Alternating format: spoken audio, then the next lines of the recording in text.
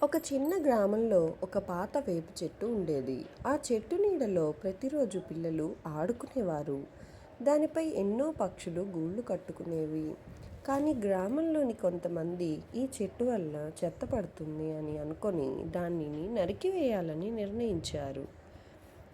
అది విన్న చిన్నారి అను చాలా బాధపడింది. ఆమె గ్రామస్తులకి ఎలా అయినా సరే ఆ చెట్టు గురించి చెప్పాలని, దాన్ని నరికేయకుండా ఆపాలని అనుకుంది.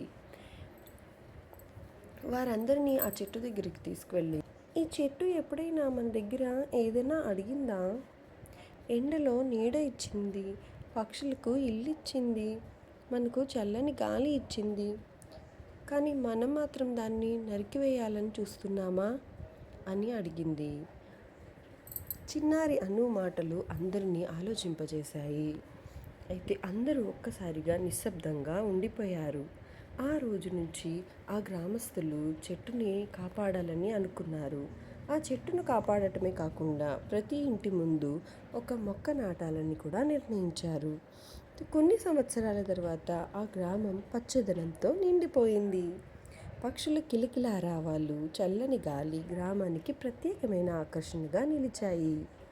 ఈ కథలోని నీతి: ప్రకృతిని మనం కాపాడితే ప్రకృతి మనల్ని రక్షిస్తుంది.